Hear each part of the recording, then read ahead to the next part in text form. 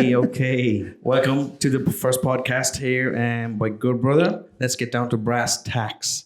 Barry, thanks for being with us. Okay, happy to be here. I know it's good to have you. For the people listening, Barry was one of the first people that I was it 15 years ago. Barry, 15 years ago, yeah.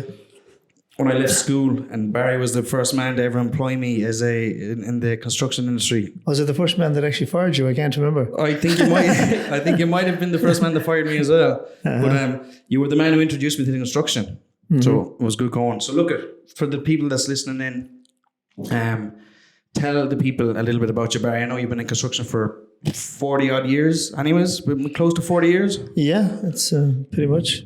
You've done investments in properties overseas. You've had properties in England. You've had, I know you've had property here as well, actually, don't you? You've got. Yeah.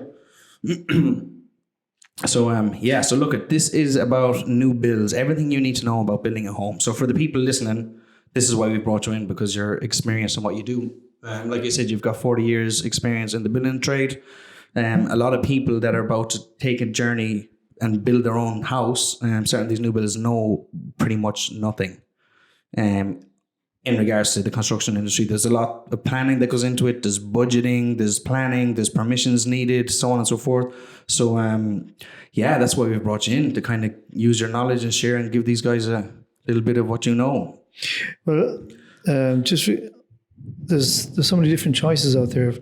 Like new builds, I would say to anybody who's going to build the house themselves, employing direct labor, or even a contractor. Yeah, it is not for the faint-hearted, because simply you've got to be tough with contractors, subcontractors, and there's a lot of work. There's a lot of work involved in it. It's great saying, it could be exciting at first, all starting off, but there's people out there that will con you, try and do you over. You get. I always say that there should be a program done for both sides. I mean, the clients from hell as well as the builders from hell. It's just that. It is not for the faint-hearted, and when you're starting out first, a new build, of course, location is everything. So you're saying location is everything. Yeah, of course, that is probably in both regards. When building a new house completely from scratch, obviously you got to find the right land, and I know it's not just as straightforward as that, because you can buy land, but is there some specific kind of laws in regards to planning? Like I've heard before people speaking about that you need to be within a certain circumference of where you're from to so you can be given permission for planning, or is that kind of hearsay? Have you ever heard of that before? Every area is different. You have to go to the planning office of your local place to see what exactly. So each individual place or town would have their own planning office. Really? Completely separate. I didn't know that now. I thought it was just kind of, so for example, we're here living in Galway. I thought that in order for us to get planning or somebody to get planning, they'd have to go and speak to the Galway Council. And this isn't the case, is it? Well, if Galway Council is in your area, or Galway County Council, they're the first ones I would go to. Because say, for example, someone is selling you a site, and the site, it's subject to planning permission.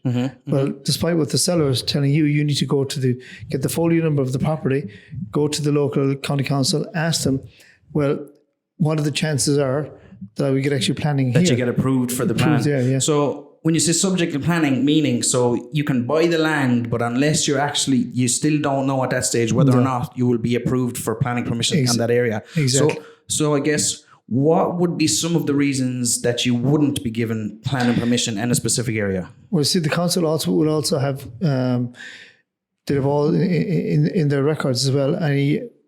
Thing like, in other words, if there was going to be a planned motorway going right through around that the council might know of, but we may not. You may not know, or the seller, in his intent to sell it to you, may not tell you. Yes, it could be 5 years, could be 10 years. There could be protected species of something in that area. There could be a load of different reasons that might not work. You get approved for planning. Exactly. So that's what you mean when you say you got to be. You got to be careful. You got to research everything. But you got to do your research. You got to do your due diligence in the research part before you actually go spending money on it. And it's also like worth the person when they're buying, for example, a new property. Don't expect their lawyer or their solicitor, if they go down that route, to know everything. That just going down to the local place, local bar, whatever the case may be, Find out what is going on here. Is anything planned you don't know about? Are they going to put, it may not impact on the actual planning application, but you wouldn't be too happy if they're putting a nuclear plant 2 miles down the road. Of course, and you didn't know about it because you're not, for number one, you're not from the area.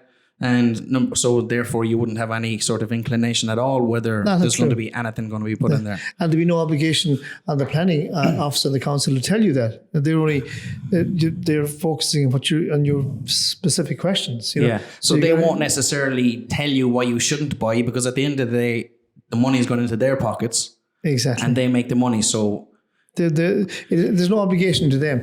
But city-wise, town-wise, especially in the country areas, things happen. They could be putting up a wind farm. Well, you might embrace a wind farm, but you might like it 3 fields away. Even though it won't impact it, and you getting a planning permission, you don't want it 3-4 fields away. Yeah, well, of course. Yeah. There's all these little things that's going on. There could be a quarry nearby. They're going to reopen. Might be dormant for years. Well, that's the last thing you want. A cluster of dust every day. So how would you suggest? How would we, as people who don't really know anything, all right, I've decided I want to move to a specific area, wherever that area may be. Mm-hmm. How would I actually go about finding that sort of information? So look, I know it's a very broad question. There could be, you could speak to the local people. But if you were to buy in an area that you didn't know of, let's just use you as an example because you've had many properties before. How would you do your due diligence? How would you go checking it out? How would you find out what you need to find out? If for example, if I know nothing about an area, I'd probably get a B&B there for a couple of weeks. If I was really intent to buying something, a big investment, I mean...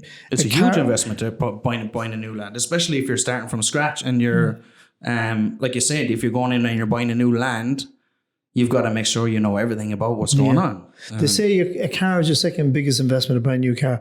Well, your house is your first biggest and last investment there is. And you have to get it right. Yeah. You don't want to pig in a poke, And these things, I feel you have to kind of blend into the area for a week or so. And it's well worth it. You might say, it costs me a lot of money.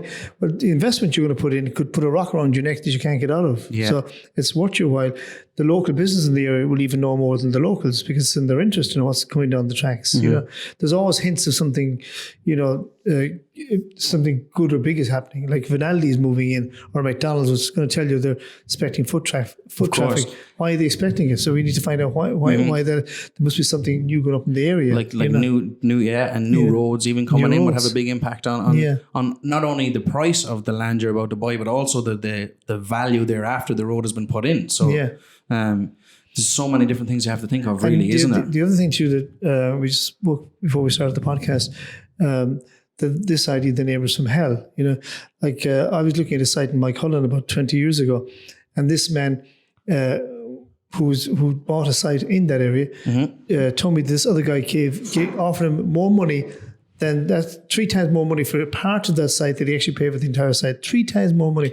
And I said to him, well, why didn't you... He offered the guy selling 3 times more money than for a portion, a third of what he had. 3 times more than he offered the guy 3 times more money than what the man paid for the entire site. Whoa, why? For what reason? He was only buying a portion of it so he could actually build a house on it. About 5 acres of land. And I said to him, why didn't you sell it? You offered great money. Happy days. He said, I didn't like him. So he picked up on something. He didn't sell the land to him because he didn't like the individual as a person. Yeah. He said it was great money. I couldn't believe it. But then I had to say to myself, I could be stuck with this guy for the next 25 years. It's a very important point. And that was in a rural area. So again, when you're buying in a town area or, condensed area of people, you have to know, are you moving in with the neighbour from hell? Yeah. That's a very good point, actually. A lot of people wouldn't think of that when they're buying a house or when they decide to move into a new area. Yeah. You got to think about who your neighbour is going to be because you have to. It's everything. All good and well and buying the perfect plot of land and everything runs smoothly. You get your plan in, you build your house and you have a beautiful house, but then all of a sudden 6 months later or after you've initially moved in, you realise the guy that I'm living next door to is an absolute pain and I'm going to have to put up with this guy for the rest of my... And this guy was talking about him that if he had actually bought the property, he was still a good half field away. But can you imagine buying a terrace house or even a semi-detached house? Yeah, and you're next door. Now you're right beside this terror. Yeah, that's madness. That's one thing that people actually don't ever really look at. Like that's funny you say that because I never even thought of that as I was coming up. They're talking about this episode. So that's great. And the other thing too, that when people, I've watched people, and when I was buying and selling property, I've watched people say, "Oh, I don't think I'll buy that because I don't like the wall, I don't like that wall there, and I don't like the color of the room." And these are all minor, ridiculous things that can easily be changed. You know, a wall can be knocked down, a window can be moved. You know? So people's got to focus on, again, what has the area got to offer for itself? You know? Well, that's great advice for people that planning on buying into an old house that is already kind of existing and renovating. That'd be huge. Like, don't worry about the small little niggly bits. Like the location and who you're surrounded by, and that is the main reason, and probably one of the most important reasons you need to think of moving forward. If you think about it, when a person goes in for a public place, like a restaurant or a bar, they judge it not necessarily on the pint of Guinness, so they're going to judge it on the toilets and the decor of the place. The same with the house. It's the first thing a person was going to look at first, what impresses them first, and the last impression will be if it was a good kitchen or a good bathroom. I think they're very good points. I think that, like I said, you have a wealth of knowledge. You've been in construction for 40 years. You've had many you've invested in a lot of properties overseas and here in Ireland. Would love to probably get you back here again for another time to talk about renovations, because I think that is its own episode. Because there's so much more. Like new builds and renovations are, although they're in the same kind of category, they're in themselves completely different in a sense. Because you approach things differently, and there's certain different things you got to look out for as opposed to when you're building a new house, and there might be different types of, but definitely would look forward at doing that type of thing. So let's get down to a new build. Okay, so you found, where would people, first of all, if they haven't inherited land by somebody, how would you go about finding, where would you look to find this land, as opposed, like where would you find land for sale that you would be possibly interested in moving into? Well, the first thing you're going to be looking for to give you that, I suppose, a peace of mind that you're actually going to get planning permission, you go for a piece of property that's outline planning permission. What does outline planning permission mean? It means mean? that generally it's kind of like a general approval. Okay. There should be no problem based on the plans. So, but how do you know that this has outline planning approval before you buy the land, or before you buy the land? Yeah. So what happens? Walk me through the process. He should have the outline approval already. Okay, so where does he get this from, though? He would have got that from the council. So so I've decided to move into some area. I'm thinking about moving into whatever area I'm trying to move into. I go and see the local council and tell them that I'm thinking about buying land in the area because I want to build. Yeah, and they're going to ask, well, does it have any permission? Well, outline planning permission gives you almost a general consent that you are going to get planning permission. Okay, and that comes from the council. Comes from the council. So does that need to be paid for? Do you need to get somebody? No. Well, you'll only buy the land that's already with it, I would say. I see. Now, for example, if a guy says to you, we're selling you this piece of land with planning permission, well, that's with planning permission for the plans that he's got, which may not necessarily suit you. Okay, so if somebody says, all right, I can sell you this land which already has planning permission, although it sounds great, it only means that they have planning permission for what they had planned to do with the land, not what you have planned. So it might be irrelevant because. But at least we could say it still is essentially outline planning permission. Okay. Like you might want to build a big Swedish type or German hoof house, but the planning permission might be for some old traditional type of house, which will not keep you happy. So you have to start the entire process again. You've essentially got your planning permission, but if you're gonna put a different type of house based, so you have to start again. Look, although I've been involved in the construction probably for 12, 13 years or so, and in different aspects, like I mentioned before, when I was 16, you employed me to do a little bit of block laying with you. From there, I've done a bit of carpentry. I've kind of done a few different areas. But in regards to buying houses and looking for land and permissions and all that kind of stuff, I wouldn't really know anything about, which is good in a sense because I can kind of get across the questions that a lot of people who are about to enter this journey or buy a new house may be in the same position as me. I just this is what, say for example, you're looking at your first. Oh, this looks great. This is a site. Well, it might just appear as a drawing, or just a line on a map, but you've got to look at the the lie of that particular site. Does it have heavy flooding there at any time? Yeah. Is there a big dip at the back? How much, like you talking about 200, 300, 400 euros per load of gravel just to build something up? To build it up, not even so, and then it's a completely different scenario if you have to remove it. Suddenly, you might be you might lose 30 to 40, 50,000 before you even get to break ground. Wow. It's a very, very important so point. So people don't think about that. These are the hidden costs that many people don't really know about. So cool. I found somewhere where I really like, and I think it's going to be great where we can buy this land. But what is actually involved in preparing the land before you even break ground to start building the actual house? See, some people, when they see the land, they might see a fall in the land. Oh, that looks cute because it's got grass and might have a few horses in it. It looks great. Yeah. But they're thinking more of the visual. Well, how about the building now? You got to get that hump or that drop of the land over. Yeah. There's another thing in play. Where's the nearest phone lines? Where's the nearest? We don't need so much phone lines today, but electricity poles. The water. Where is the water? How far away is that? Because for every meter the water company has to get to your house, is going to charge you more money. Yeah. Yeah. So it's exactly. Yeah. The further away from these services you are, the more money it's going to cost to get in. There was one recent case in the newspapers. A man had built this big fancy house, but he used up all his money to get the house up and running. But now the problem was the water company said they need 56,000 euros to connect the thing because we're so far away from the actual mains. Something he'd never budgeted. So he'd bought the land, built it up. He built the house. Never entered his head it was too late to connect the water. How much it's going to cost him for the mains to be connected? And he got a price. 56,000 to bring water service to his house. To his house. Wow, that's a lot of money. And the other thing too, that for insurance purposes, and this applies not only just to new builds, a lot of the stuff we're talking about here is crossover.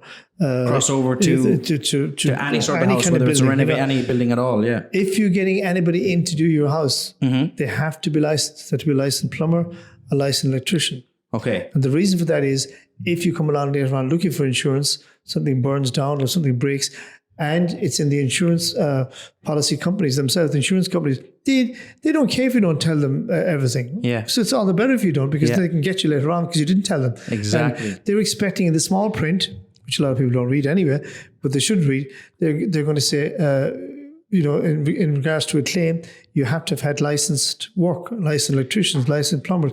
I mean, even if you move a switch, even in an existing building, right, and everything is good, you've got all your licenses, and since suddenly 2 years down the road, you decide to move a switch, well, you better get a licensed electrician, because that can actually null and void your entire policy. So even if we have the house is fully built, you've already been living in there, and 6 months down the line you decide, right, I'd like a plug socket over on this side of my house as opposed to this one, for whatever reason that may be. Mm-hmm. If you don't bring in a licensed electrician to move that for you, and something happens to your house later down the line, a fire breaks out or whatever happens, you're not covered by the insurance because you didn't have a licensed contractor to do the job. Because you decided to do it yourself or get Tommy down the road to do it. And this is the thing people don't pay attention to, because as you said, it's the small fine print where the insurers write it so that you don't. It's not initially jumping out at you to read, so they can therefore catch you later down the line. And the reason for these, like we're doing a broad speak here. Mm-hmm. We can narrow all these things down later on. But I was doing claims for people trying to get their insurance sorted out. And they couldn't believe that. Well, hang on, the pipes outside the house was actually insured, but the pipes inside the house were not. So people don't realize this until something really happened. Yeah, there's so many little intricacies involved. And it looks like you're covered, but I was covered. Well, break it down. Were you actually covered? Yeah. And they're the things that's going to catch you out later on. Yeah. So this is great that we're, like, as you said, this is kind of a broad kind of conversation to kind of get an understanding of where it is, what we're talking about, and that's great. And we'll break it down kind of further for the people listening as we go further into it. But yeah, like there's a lot of stuff, whether they're contract or insurers, contractors, and they're all licensed professionals. Mm-hmm. But at the end of the day, while yes, you'd like to think that most people are good people and they're doing it for the good, there is a lot of people out there that also will try and shaft you for that extra bit of money. And the other thing too, Andrew, let's say if a guy walks in the door and you say, I need an electrician, and you need a plumber or whatever the case may be, and off he comes in the door, right? And he's walking away there, and hang on, he just falls off the ladder. Yeah. So I'm suing you. You're like, I'm after breaking my leg, and I'm going to sue the house, but you're supposed to have insurance. Well, not under the law. You never asked me for insurance. You just presumed they had it, but someone going after you. Where's your homeowner's insurance, right? And if you don't have a homeowner insurance, you could be even bigger trouble. The point is, you have to see credentials of their own insurance. We're going to let them in the door. Otherwise, it's going to impact on your insurance. You know, people don't think of these things until it's all too late. Exactly. You know, so all these things are very, because it's very something important. you never think is going to happen, and then all of a sudden it does happen, and then all of a sudden they're saying, "Well, I wasn't insured. Where's your home insurance?" And now all of a sudden they have you in court for something that has nothing got to do with you. It may never happen, but if the thing is, somebody comes into your property to do work, right? Like the fella delivering coal to you, right? Good chance he has no insurance, right? Yeah. But if he falls down in your driveway because a curb was kicked out of whack, right? Then he said, "Well, I'm going to go after you," and they can bring it to it, and you don't have a leg to stand on. They can actually do literally. It. So if you asked to see the policy, now it's fine seeing the policy. We live in a world of technology. You could print out any kind of policy from a home computer if you know how to do graphics and stuff, right? So it's important that not only does he hand you the policy, that you followed up to check out that this is actually a policy. Real and legit. Because one time a guy, I wanted to get a subcontractor to do a job. He sent me on the end part of his contractor cert. I couldn't see the whole number, but he was going to hope that I presumed that everything was legit. But I said, no, send me the entire photograph. I need to see the top of that so I can text with revenue, or so I can check with revenue. Check it out. I never heard from him again. Because it was fake, obviously. It was fake. It's something he made up, you know. But it looked good in the computer, at least a half piece he gave me, you know. So there's all these little things you have to think of. So things to look out for. Things to look out for, because like you said, most people aren't aware of these things, and unless you have experience in the industry, you're not going to be aware of these things, and these things will slip by without you knowing, and then all of a sudden you're knee deep and you don't have a leg to stand on. That's cool. And it's just one thing too. Let's say for example, if talking about the builder, let's say he goes in there, right? Yeah. And he has the client from hell. Right? Well, if he fixes something on the wall, right, and the clients are not paying you for whatever reason, well, he can't take that thing off the wall because now it's a fixed item. Yeah. So he's out of pocket for whatever he hung on the wall, like radiators, doors, all that kind of stuff, you know. So again, it's in the fine print for both. Be sure that you can get standardized stuff online for all these kind of contractor forms. Yeah. But this is important as much for the builder, because how many builders goes in and he finds out the person, the client is actually intending to do him, not the other way around. You know? So everybody, do your due diligence. Everybody. Whether you're a contractor looking to go in and do work for the client, or you're a client looking for contractors to do the work for you, you got to put in the research. And no grey areas. And no grey areas. And that includes from planning to contractors all the way down the line. Make sure everything is clear. Don't presume it's going to be okay. It never works. You know? But this should all be definitively lined out on a contract. This should be done through legal. So do you have a solicitor to go through this stuff with you, or let's a lot of it, when I say solicitor, right? A lot of it is common sense. I'm very much myself against people getting solicitors or lawyers, we like to call them, because a lot of it is just common sense. But I will say it's common sense to someone like you, because you have so much experience in the industry. Now, I don't. What I mean is common sense, but common sense in the construction world is a different kind of common sense. So unless you've actually been involved in the construction industry, this won't really be common sense to most people, if you know what I'm saying. But valid points. Like I said, this is great to get in a kind of an overall. This kind of just took a tangent and went in its own direction talking about, but it's great. It's good. What do you think of our podcast room? It's pretty bare. Very impressed. So for the people listening, this is our first podcast, obviously, and we have a table, 2 mics, a recorder, and a camera guy over here.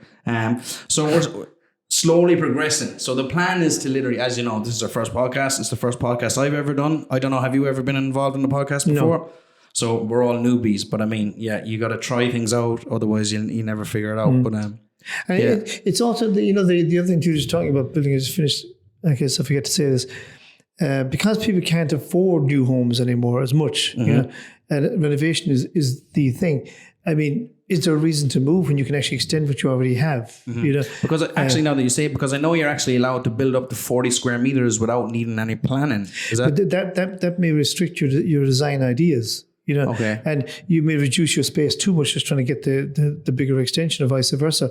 So I think it's always important. That's not really a saving. If you get a thing drawn up that you like, and I always put a great emphasis, like Jeremy Bannon does. Yeah. I totally agree with his design ideas. That emphasis on light, So just because I'm going to get around the planning and get what I want, you won't be really getting what you want. So you get a one-shot deal. You're going to be looking at something, an extension, renovation, new kitchen for the rest of your life. Yeah. And it's important that you get it right. Yeah, you need to do, like you said, put in the time in the beginning, however long it takes to make sure everything's correct before you actually move forward and start paying money. So to get pleasure visually, what you're seeing, for whether you do a garden, a new kitchen, whatever the case may be, that this is going to be your workspace. Especially within the kitchen area, it has to work for you, but it has to work visually as well. Because it has to be aesthetically pleasing. It has to be pleasing to the eye, because you're going to spend. Well, not all of your time, but I mean, a lot of your time is going to be spent. Because living rooms are now the kitchen, and they always were the kitchen. I mean, there was an old-fashioned idea one time they should separate these rooms, but that's ridiculous. It's an open-plan kitchen area that incorporates the living room. Once you get that right, and you plan it so it becomes not only your space, all the visitor space, it becomes your place to rest and everybody's gone home. Yeah. Have you noticed a difference in layout of houses nowadays? So what it used to be. Obviously, like you said, the kitchen and living room are now more open planned. Everything's got open plan. Yeah. A lot of people are spending time in there, whereas before the kitchen was a very small unit. You went in there and you cooked your meals, and that was all it was ever used for. Yeah. Whereas now everything's kind of open. Have you noticed a trend along the way for the better? Much for the better. I mean, all ideas of doing out a house would just to look almost like. Medieval by today's standards, and it's happened so quick. And it's like all these new, grand design programs. For example, Jeremy Bannon, give us his Irish version. But there's so many more of these coming on board, because at the end of the day, what are you working for? You want to come home to a nice house. You don't seem chopped up. You have to have a community spirit. You've got children running around, but they go off eventually. But you still have to this visual resting place. It becomes everything. Your kitchen now incorporates your computer, living area, your lounge, your television, all the mod cons that's in it. But it becomes everything. And as you get many, if you get plan it right and do everything with it, and get a good designer in to help you along the way, you have something for life. Self-builds have started to become really big now. I don't know, have you kind of noticed the trend, but you see a lot of people now are starting to take these journeys on themselves. In your experience, obviously with you being a building contractor, there's some good contractors out there that do right by you, but there's also contractors out there that don't do so right by you and are just in it to make as much money as they can. For the normal person who doesn't really have any experience in building or construction, would you suggest that they go along and hire a contractor to do the builder to do the full job for them, or like, what are your thoughts? It all comes down to budget. Yeah. Right. So let's talk about budgeting for a minute. Now, an average builder is going to charge you 15 grand roughly over and above what you're going to do direct labor. An average building contractor will charge you 15,000 over. Over, just so he can make profit for himself over than you doing it yourself. Okay. Direct labor, but it can be done direct labor.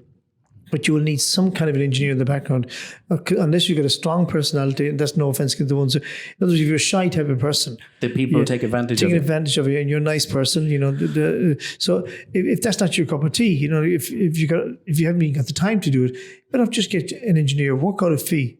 And I always say, don't get 3 quotes, get 4 quotes for everything you do, including the engineer's fee, and let him run it. And probably have them written down, as you said, before you go signing any contract. So there's 2 ways you can approach this, right? We're on a new build. You can hire a building contractor to come in and do it for you, who is automatically going to charge 15, if not 20,000 euros above. That's just for an extension. And that's just for an extension. So that's not even for a new build. If it goes into a new build, it's going much higher. So let's talk about, because we're on the topic of new builds, let's talk about a new build here. So I want to hire a building contractor to come in and run my project from start to finish. He's going to be looking for about 50,000. 50,000. Or thereabouts, depending on the size of the project and whatever sort of complexities are involved. A law of averages about 50,000. About 50,000. Yeah. So that's automatically an extra cost of 50,000. Yeah. So what's the alternative? Well, just go back to something about the 50,000. Most people who are building, especially a new house, they're borrowing. So that 50,000 with the interest rates over a period of time, you're talking about 150 to 200,000, whatever interest rate is. Because the mortgage is generally in a 30-year period. And so I always say, do what you can afford. It's fine to borrow within budget. But if someone said to me, I'm going to building a brand new house. I've all got my planning consents in place. I got everything now. I said, try and reduce the loan you took on the land first. Get that down as much as you can. How would you do that? Now, let's say he borrowed 50 grand or 70 grand for the just to get the land, right? Yeah, 70. Let's call it 50,000 to make it easy. Don't be running off and getting another big mortgage on top of that. Try and chop that down a bit, right? To at least management levels. Then the first thing I would say, do your groundwork first, right? So let's kind of get into we're determining the budget. Let's kind of have a broad idea. How can the everyday person kind of plan this out? Like, we know you're never going to get it exactly right because there's hidden costs and there's some things you get charged for and some things cost more than what you originally thought they were going to cost. So you're saying we buy a house for 50,000 or land, sorry, not a house, but we buy land for 50,000. Next step is to get the ground. So what's the next step? We have the land bought. Okay, I'm just after buying the land. We have an outlined plan and permission given. What do we do? What do I do next? You get your raft down, which is your concrete base, all your pipe work in, get all that done around the place.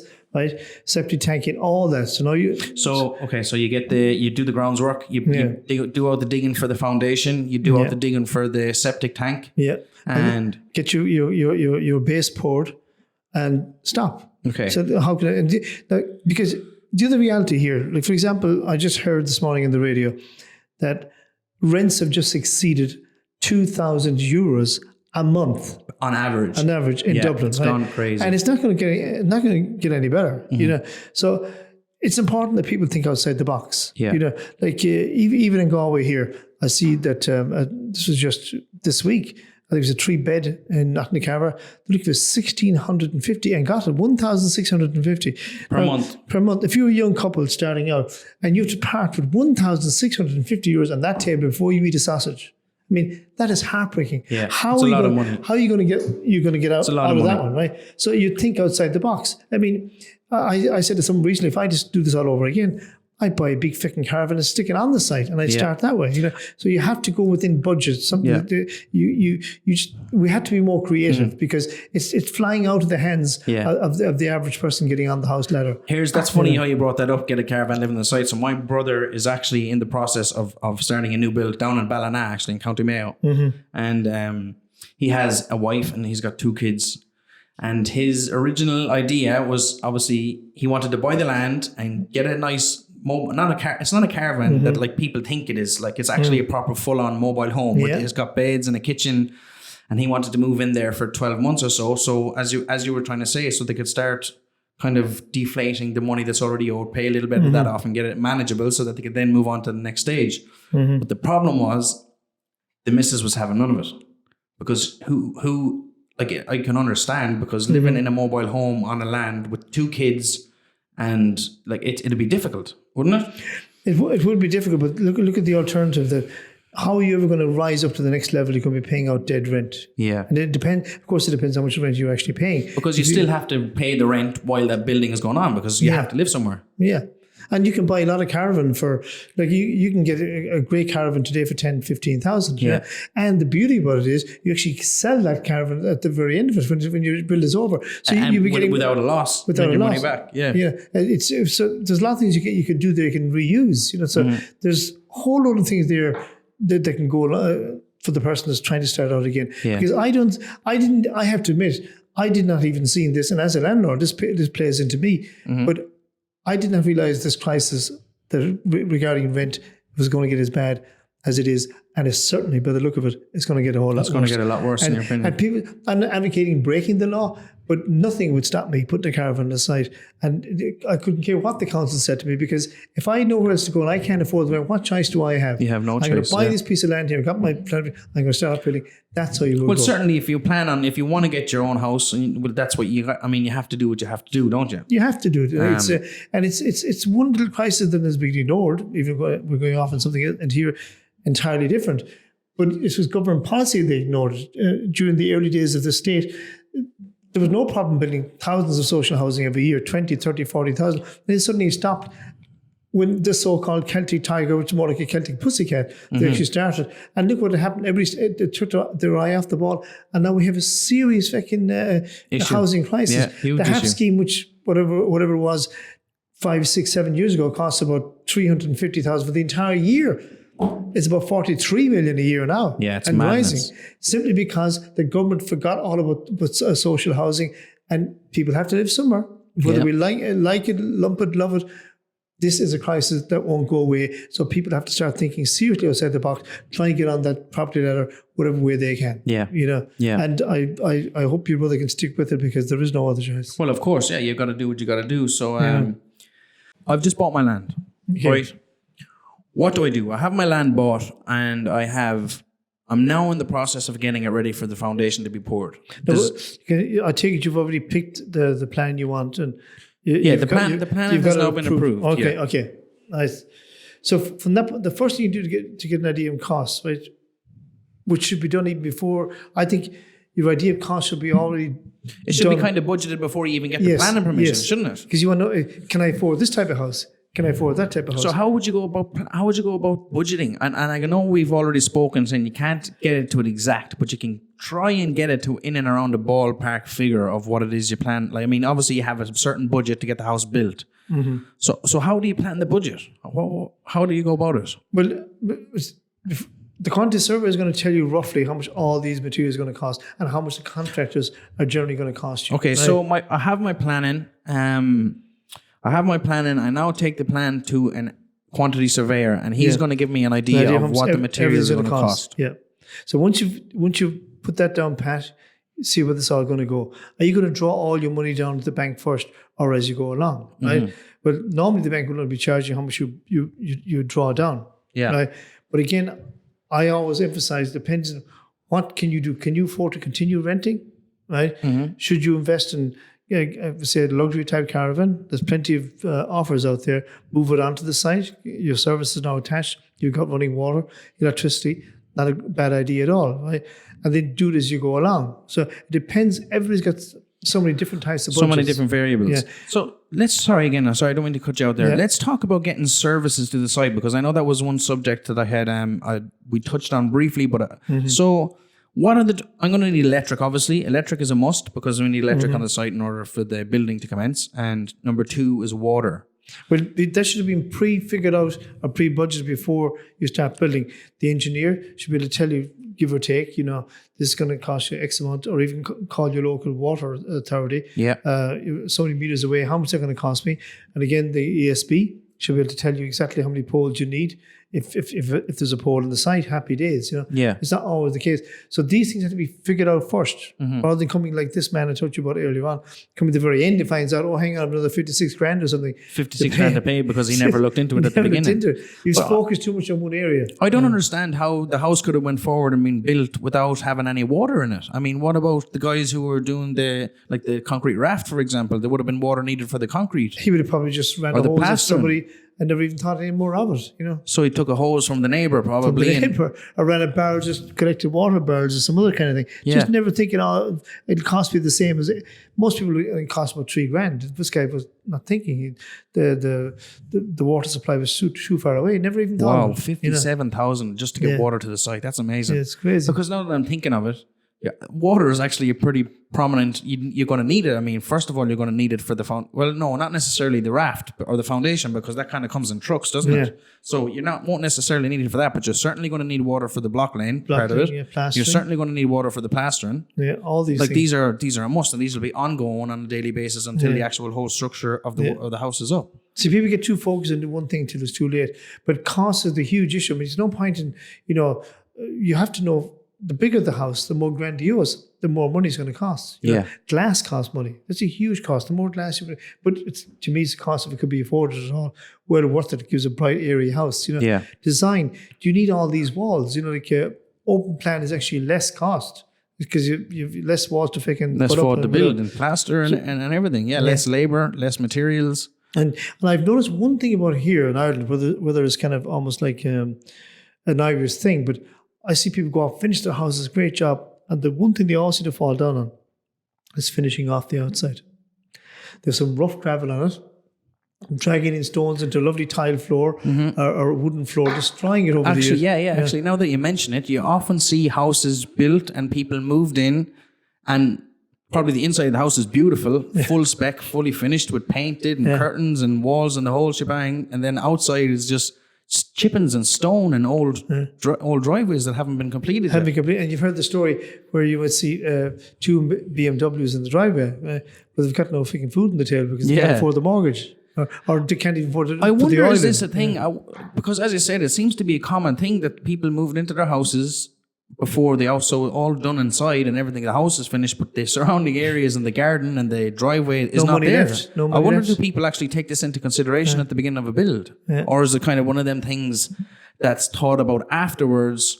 I suppose it varies, I suppose, wouldn't it? It's like a car registration. You got bragging rights, like I got the 019 because it's designed that way to make people buy new cars, because it's I call it the fragile ego. Yeah. But you get the bragging rights of a bigger house. But the problem with a bigger house, kids grow up and go away. So you're left with this big, huge house and you might fall out with the wife and you have to be shouting down the freaking road with a loudspeaker. I mean, people have got to think within reason and how life changes and cycles as they go through it. So to me, small is beautiful, but you can make the smaller house really feel airy and bright by simply open plan type living, right? And plenty of light. So plenty of light, and it makes sense. Open plan living because it's going to be cheaper to build a house. I mean, less labor, less materials equals less cost. And in regards to lighting, you're saying big windows, possibly skylight windows, is more natural light getting into the house. Therefore, less money has been spent on synthetic lighting. Yes. Electricity is cheaper. Good point. So, and glass helps heat the house. And glass also helps heat the house. And keeps it in. Because it magnifies the heat from the sun. Yeah. So there's actually quite a lot of pros to having windows. Like I've said this before on our social media, that natural lighting is always a good thing to have. The more natural lighting in the house, the better. Makes you feel better. It makes you feel better, because when we're exposed to natural sunlight, we get them endorphins released in our brain, which makes us happy. Yeah. And while this is all very scientific, it's actually a true fact. The more you spend in natural daylight, the happier you are, and it betters your mood. Absolutely. And I did like if you can't afford the big house, and you always go for the courtyard effect, which we done. I know the actually, to speak about your house, to let the listeners know. The house, your courtyard is absolutely beautiful. Like this is another. The listener can't see this, but this is just our courtyard here. And and your wife Renee, designed all of this herself, didn't she? Renee, yeah. So I see that you've got big, huge patio door there. There's 3 big, huge panels there, all open, letting in natural light. Are they sunlight or solar panels on the roof? No, just regular. Just regular skylight windows. Yeah. But that I mean. Sometimes the back actually seems brighter than the front of the house. Yeah. Whatever ways. Do you have solar panels in your own house? No, I intend to have them, You intend to have them? And again, also to give an idea of space, white colours, you paint everything white. Yeah. To add Makes to it seem larger. Makes it seem larger, yeah. So all these things together just make, and I'm talking about small spaces. Who needs the big houses? Yeah. And because big houses cost money. And there's all, I keep saying to people, I remember seeing a program one time with this man, he was unemployed, and he was asked by the interviewer, he says, some ridiculous question of how he felt about being homeless. And he said, most people are only 2 or 3 paychecks away from where I am. And that struck me. It's so true. It's so true. So who needs to be kind of, trying to find the mortgage every month at the risk of their own health, for what? Small is truly beautiful. So the idea is to build within you, in a sense, not just your budget, but down the road, anything can happen. You get sick, you can break your leg, and you got to think practical about the build, as opposed to having at the beginning. It's all very exciting. You've just got to prove for your mortgage. You're newly married. You possibly might have kids coming along. Yeah, you're not. Most people aren't thinking 30, 40 years down the line when the kids have grown up and they've moved out and now they're left with this big, huge house and there's only the 2 of them living there or whatever it is happens. And now the bills are huge because you have a massive house. It costs a lot of money to heat. It takes a lot of money for electricity.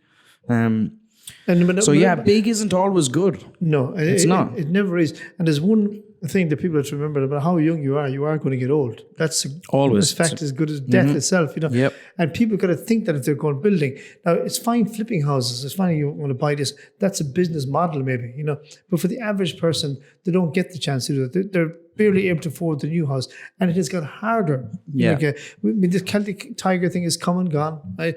But people are now faced with the prospect today of an average house cost of €250,000. That's the average That's cost the average for a house cost, build. and that's cheap. That's Ireland. And give me a rough. What's that? What size are we talking about here roughly? Would you have any idea of the square would be foot just house? like that would be an average freaking 600-800 square feet of a house. That's it. Forget about it. About 250. So about an average 600 square foot house is talking about That's what 250,000 it is. on average to build. Yeah, it's ridiculous. Yeah. But it's going to get. The point is, it's not going to get any better. Now you get your 1,000 square, 1,500 square, your 3,000 square feet.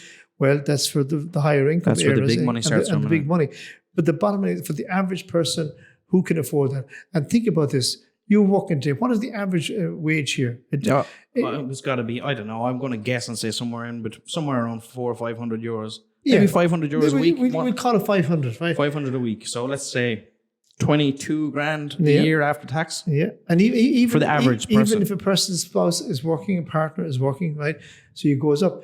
Still, you can say, oh, we're bringing in great money here. We're bringing in almost 4 grand a month. Well, break down your mortgage out of that. It'll be 11, 12, 1,300. Then all the other things. And there's nothing left. Petrol, car, taxes, there's nothing left. So anybody has got to start thinking outside the box. Cash is always king when it comes to property. You can get away with blue murder, right? If you've got cash. But most people don't have cash. When you don't have cash, the mortgage company expects you to have a solicitor to finish, make sure everything's in order. They expect you, the engineer, to pass everything. But these are fees coming out of your pocket. Fee here and a fee there, and it goes on. And it just keeps adding up on top of that little bit of money you just happen to save, and the banks are looking to charge you not the interest rate of central bank interest rate. The lowest interest rate there is. Tracker mortgage. Tracker mortgage don't exist in this country anymore because they took a bath into banks, but they want 3%, 4%, 5% interest, and it goes up a little tweak and a little tweak there, just keeps adding up. And even an increase of 1% is it's a serious hike, it's a serious increase. And so like I personally I'm scratching my head. How do people even afford it? Well, the bottom line is they can't afford it because if you look at credit debt, credit card debt, that's at an all-time high. So people that's global, not even just here. Yeah.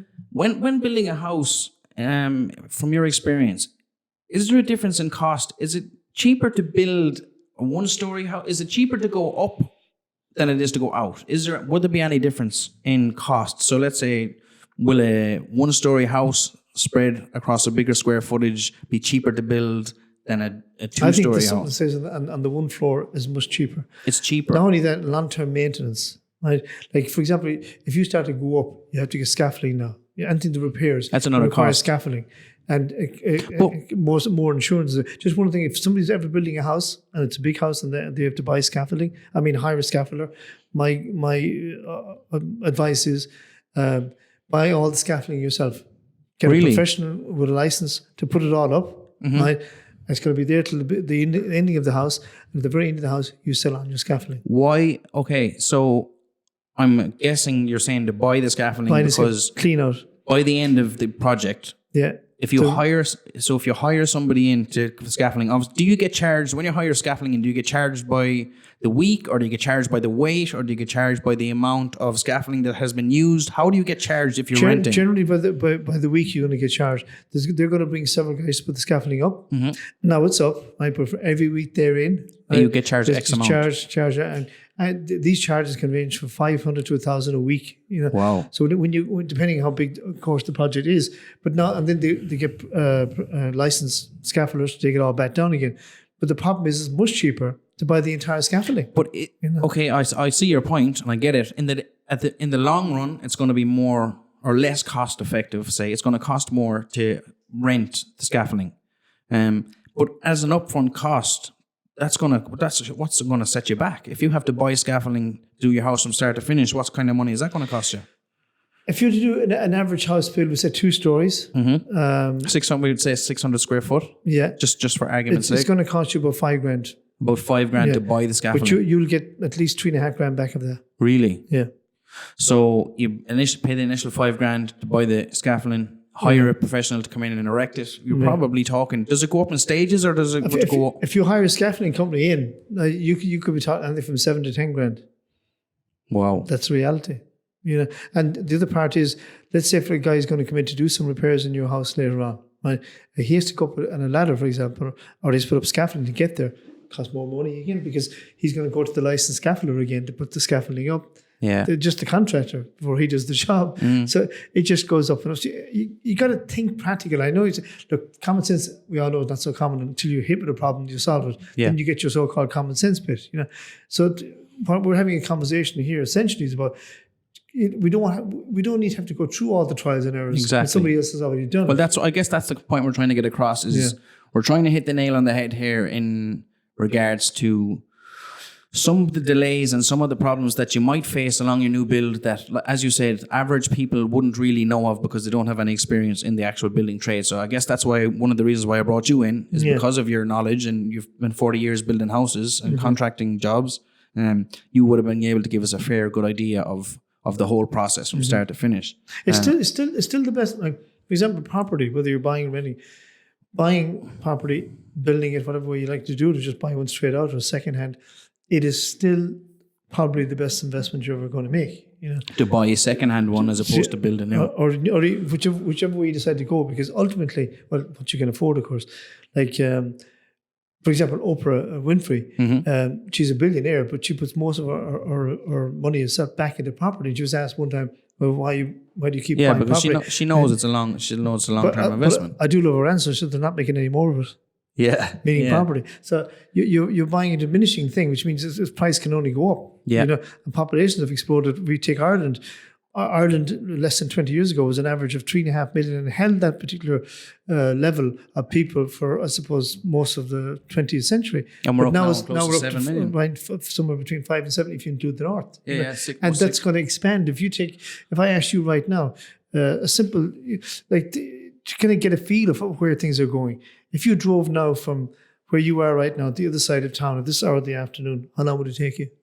To drive from one side of Galway City to the next. So where we are over on the east side, and this is Galway, a small town. How long would it take you to get there? And rush hour traffic. You're talking well over an hour. Well over an hour. And that the distance is probably what? What's the distance? 4 or 5? If even that. We'd say about 5 kilometers, if even. About 5 kilometers from here to there. And in rush hour traffic, you're talking an hour at least. That tells you the crowds are getting bigger. Increase in population. All the time. And Galway still retains that unique place as they're still one of the fastest growing cities in Europe. Our Galway is. And it's held that particular title for the last 30 years. I didn't know that. Yeah. Yeah, that's unreal. So you can see where all this is going. And there's so many different ways, again, thinking outside the box. For example, you have your little nest egg to put down on a house, right? Well, I say to people, you may not afford Galway City, but think satellite towns, right? Athenry still got the motorway. You can get into Athenry in Galway in about 10 minutes. Would that be right? 15 minutes? Pretty close, yeah.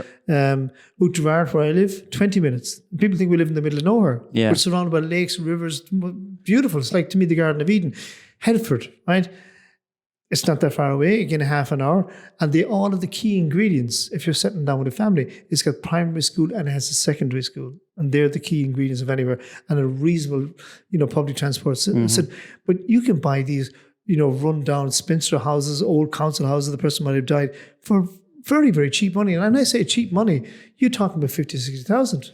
Right? To buy a property. To buy a property. Now, as long as the thing just stands up, and it's structurally sound and engineer pass it, you can get your mortgage and you have to go for it. And the more money you can put down it, the less trouble you're going to have with an engineer giving you trouble down the road. It's not the mortgage company going to give you the trouble, it's the engineer. And thinking outside the box, you need to be getting a kind of a user-friendly engineer. You don't want some guy giving you a hard time going, every little thing, oh, hang on, this is not exact regulation based on code 65. It will drive you absolutely daft. Yeah. So you've got to surround yourself with the right people too. But the bargains are always there. It's again, it kind of goes back to, it's not about what you know, it's who you know. Who you know. Not just when I'm on the subject. There's another little thing that people don't realize. Talking about investing, right? Shops, ground floor shops are not the thing they used to be. Everything is going online, right? The Amazon, all these, they're just all getting these big, bigger. huge e-commerce retailers. Everything's supply and delivery to the internet, right? Well, that's great for that, but the shops themselves, they can't compete, so they're closing down. So I say to a person, buy the shop. For what?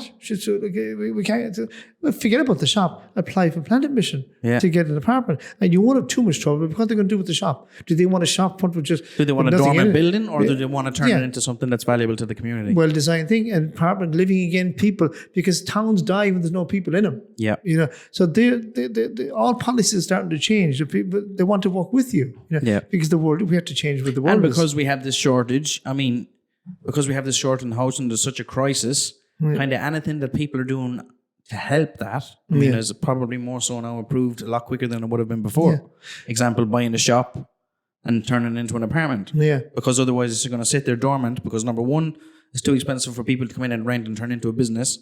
And number two, you turn it into a property. Well, it's producing an income.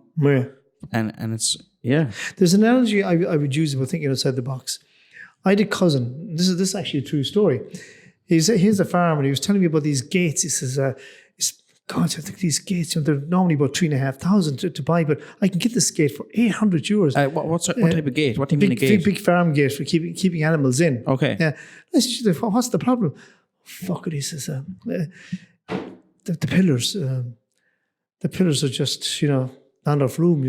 Can't fit among the pillars, and I wouldn't mind. I'm only that bit short. She says, but you have no problem. But I can't get the gate, the pillars. So why don't you just knock down one pillar and just put it over to the side? And he never even thought of it. He didn't think of knocking down the pillar. He never thought. No way.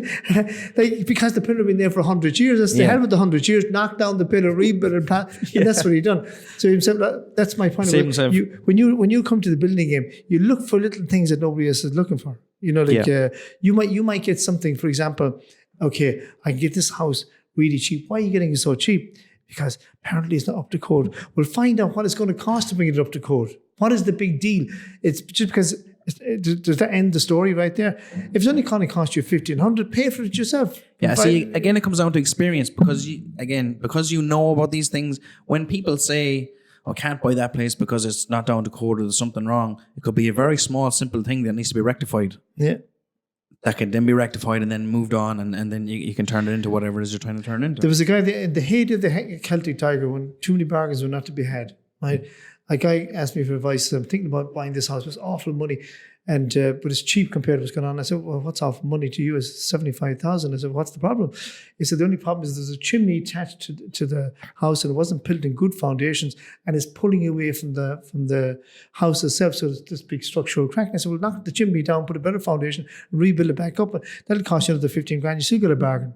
Yeah. But he did it. Like that's. Oh, he did. He went ahead and did it, and he still got the bargain. But he bought it as is, right? And did the work out for us, and that saved the day. In other words, things often in these so-called codes, or it didn't pass because such a code, therefore the house has become devalued. That's great for you. So all you have to do is find out, well, how much would it cost with that code to fix it, and then go ahead and do it, and try to work with the engineer and the bank with you, explaining your plan to nobody else but them. Yeah, see will they work with you. Yeah. Oh, these are great. Like these tips, I'm loving it, because you're making me, as you said, when you're saying thinking outside the box.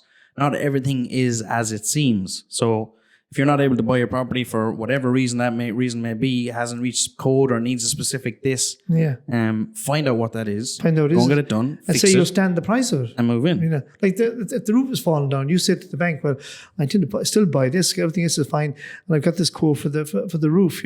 And if I stand that cost, could you give me the money?" Yeah. And more than likely, if you're straight out with them, they can see that you can afford this once this work is done.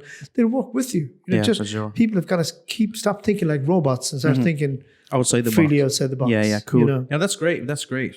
I like it. All really, really good ideas. Yeah. Again, I'm definitely 100% going to bring you back in here for another. Like, I can already think of 5 other podcasts off the top of my head that I could sit down and bring you in for and talk about, because it's fascinating. Your experience is broad. You have a lot of knowledge. Let's go back to the new builds. So I know we keep kind of going off on a tangent here, but the reason is because we keep finding interesting topics to speak about, and then before we know it, we're 10 minutes into the conversation. But anyways, that's all a part and fun of it. New builds. So we have our plan and permission. We now have done the groundwork needed. We have put in our what would an average concrete foundation of the house cost for an average home, 600 square meters? Or 600 square foot, sorry. We say if you're doing a foundation and all the pipe work in and all the gravel in, all the grounds work and all the pipe work and the foundation in. Of course, it's slightly subjective depending on how the ground was and what did you have to do to bring it up. Yeah. But I'm going to say the average price foundation pipes in ready for blocks. Is this including the septic tank now also? No, because the regulations are changing the septic tanks now. Okay. If you have to, that's almost it's a separate in itself. Separate thing. Yeah. But I'd say just get your foundation down, getting you off the ground before you start laying the blocks. That's about 15 grand right there. It's about 15 grand. So let's say we are now at. Will you do me a favor, Max, and just get me a piece of paper so I over there on my desk so I can just take it. So we're now at 50,000 for the site. 15. Sorry, 50 grand for the site. Yeah. Or plan. What does planning permission usually cost? Is that a separate cost, or is that included in the 50,000 of buying the land? No, well, if you've already pre-bought it with plant permission, there's no cost. Okay. But if you're starting from scratch, that can vary depending what they decided, and that can be kind of a strange one on its own. They could decide, well, because of amenities we supplied earlier to you, or whatever, or even for existing amenities or amenities we're going to intend to improve, though they may never improve it. Mm-hmm. They can come up their own little wordings to that, but they can charge you anything from 1,500 to 5 grand to 6 grand. Just to get the planning on that specific land. Yeah. Yeah. So, geez, that's crazy. Like I said, there's all of these hidden costs that people just don't know about. Let's just call it 3 grand for argument's sake, because it could be up, it could be down. We're just going to average at about 3 grand. Yeah.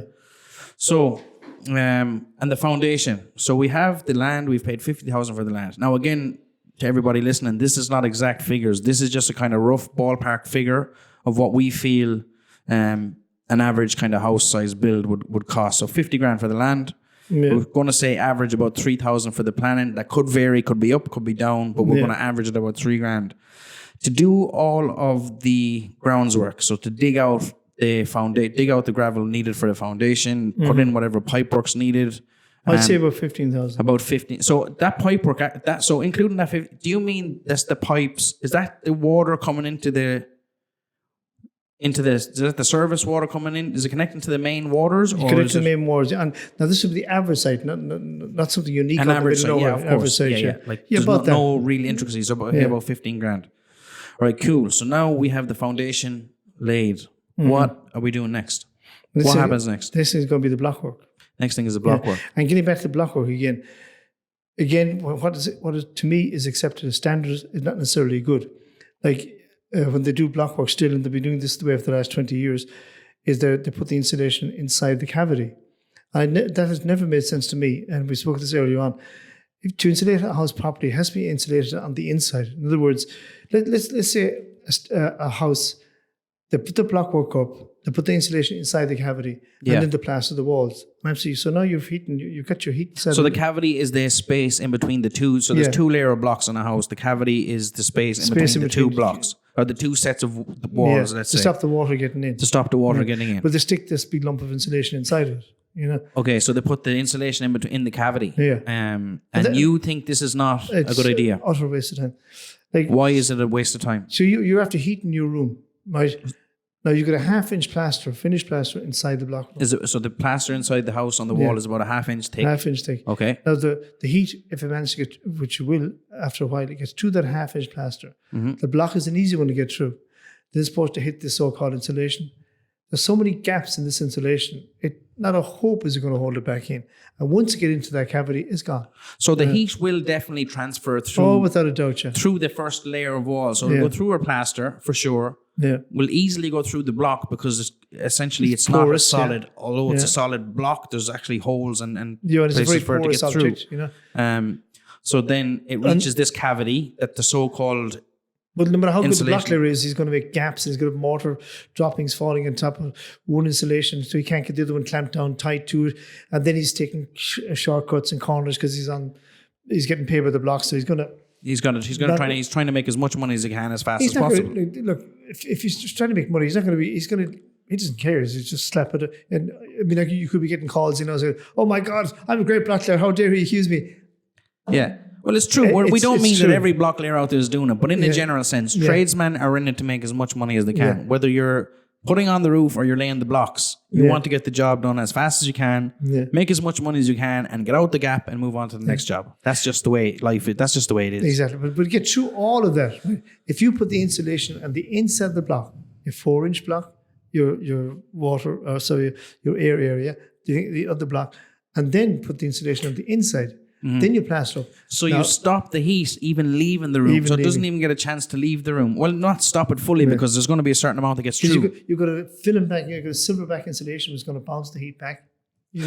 Okay, so you have to stop at a source. In other words, if you take houses back in the 16th, 17th century, it was standard then for them to actually insulate the house with slates. You get your roof slates. They would hang the roof slates downward, not just on the roof. So when that heat tried to escape, it actually would hit the slate and bounce back into the room. Back in the room. Oh, I didn't know that. So that's the idea. Like that's why you have to have the insulation on the inside. So So instead of putting the foundation, or sorry, not the foundation, the insulation in the cavity, put the insulation on the inside of the block, and then put plasterboard. The inside wall, silverback insulation. So it bounces the heat back in, and then you're putting the plasterboard and everything, and you're layering the plasterboard up over the insulation, exactly, and that traps the heat in.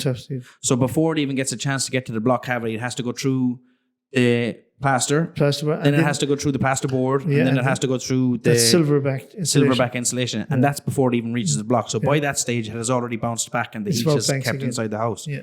Wow, that's a good tip. That is a really good tip, because all I've ever known is, and I've been in the industry, in construction industry for 10 years plus, and I've only ever seen people put the insulation in the cavity. Now, whether that's board or spray foam. What's your It's about you get the spray stuff. Yeah, what are your thoughts on the bead foam, or is it bead foam, or the insulation that they're spraying as beads? Yeah. They all have their own little, I suppose, benefits, but compared to the benefits that I'm just saying there, I don't think anything will come close. Yeah. And the other thing too, the attic, because heat rises.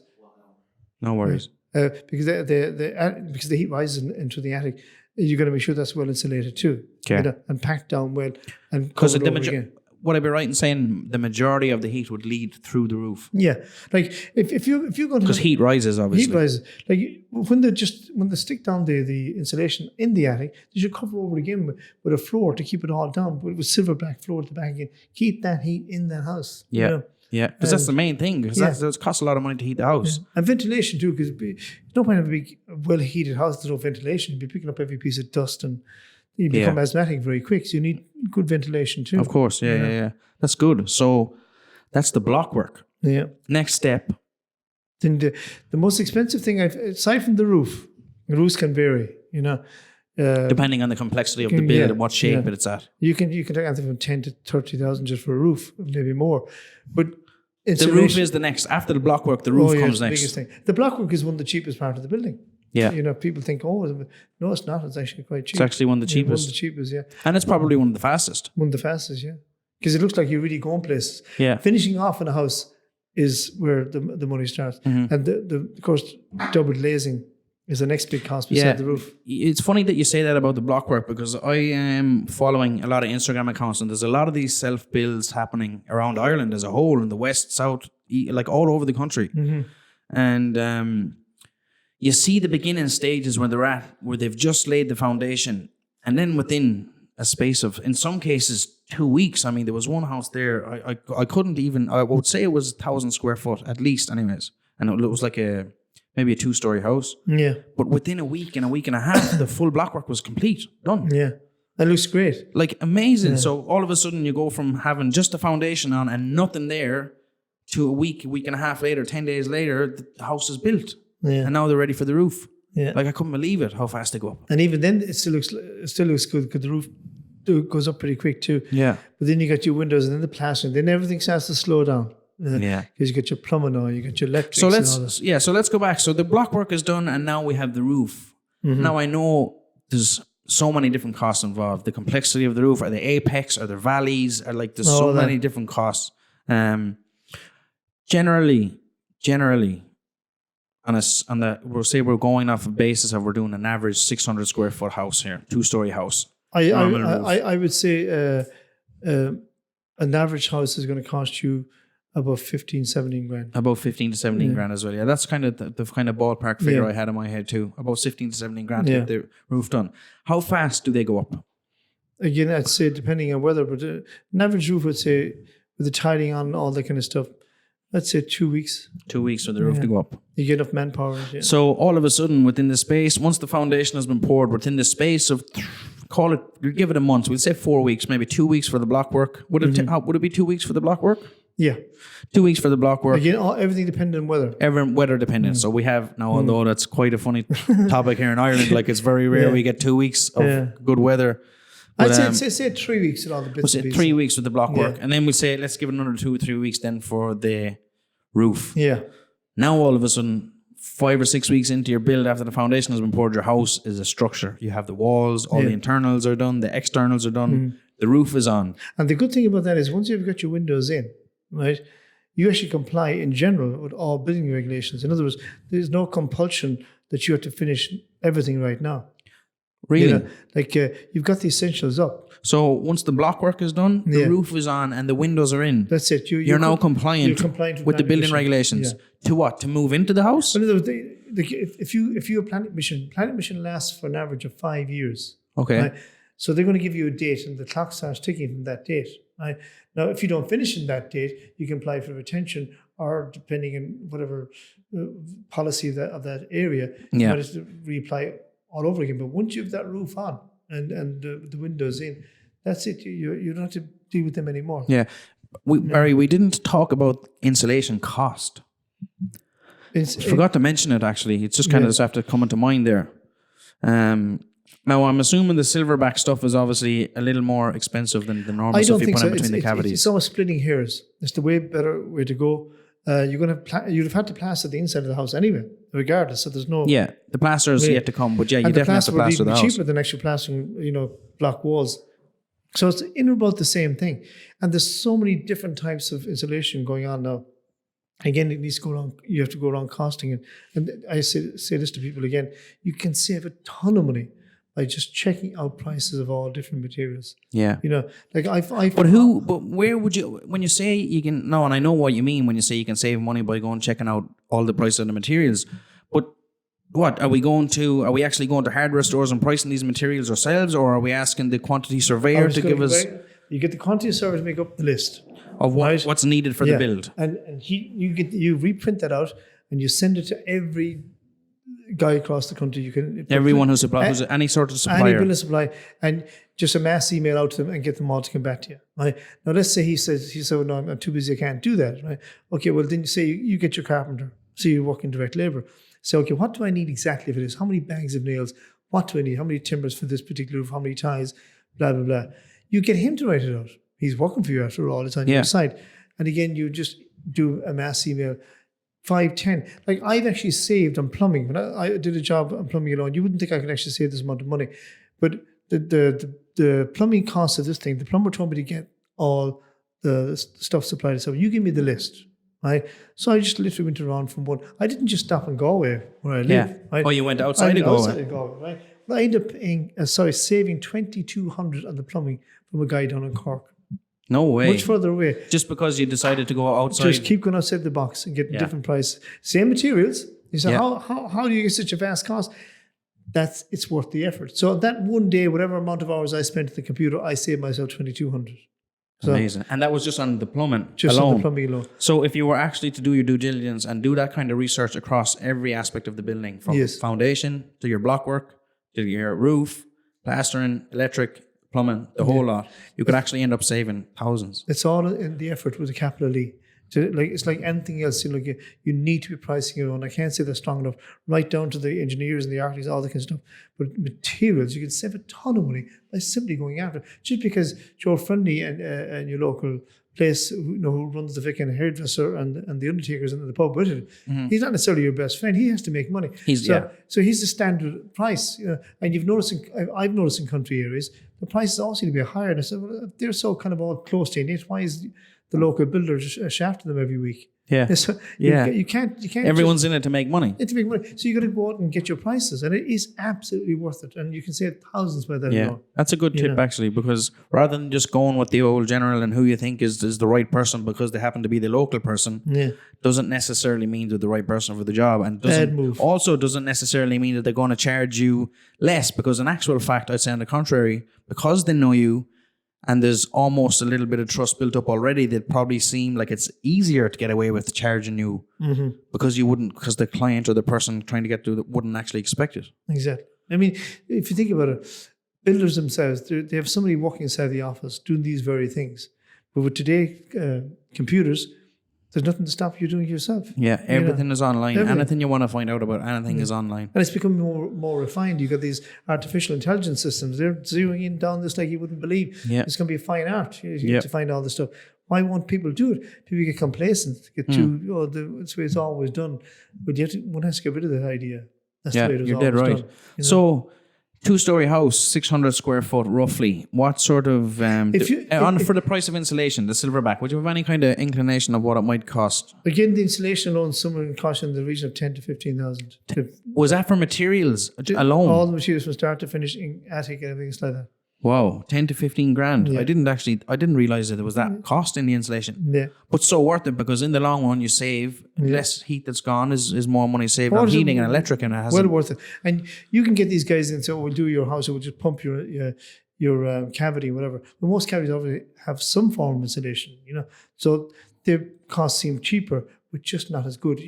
When you're building a new house, that's the way to go. If you're renovating a house, right, they say, oh my God, look at these walls. There's no insulation in it. Well, go back to what I just said there again. You build timber frame on the inside. You put all the insulation again, plaster all over it. You get brand new, you feel good dry walls. Yeah. That you feel. You can do anything with insulation and plasterboard. It's amazing what you can do to a house. Yeah. Yeah. You can make look very new. Or even say the walls are a bit rickety and you can't. Well, there's all sorts of cladding things now you can get, to make it look modern and feel like that. Because as you said, the wall is hidden. It's going to be covered essentially. If you're putting up insulation, which is going to be covered by plasterboard and then initially plastered, it doesn't really matter what it looks like initially, because it's going to be completely new once it's covered over. Yeah, that's great. So that's it. And I guess, so the insulation has now been done. The plasterboard, the chipboard has now been put up. Now we've got to get the plasters in. Now I know from experience, I'll tell you a funny story, I've done all aspects of building. When I was 16 and I left and I began labouring for you, I remember going to work that day, and I came for the first day ever working on a construction site.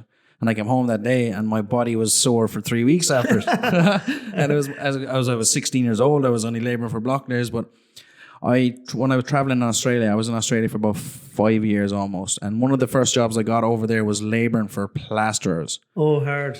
Now, I have laboured for block layers, I've done painting, I've done carpentry for 3 years, I've done structural steel fixing. Like I worked on the high-rise buildings over in Australia, in Perth, lifting and lugging like tons and tons of steel on a daily basis. But labouring for plasterers is without a doubt one of the hardest jobs I've ever done. Because there's such it's always going, there's no break. I think if I remember correctly, there was 3 plasterers, and I was the only labourer, and it was go. There was no stopping. Like it was unbelievably hard. And not to mention, I think aside from labouring for plasterers, which is probably the hardest, but plastering itself, or plasterers, is classed as the physically hardest job there is. Really? Yeah.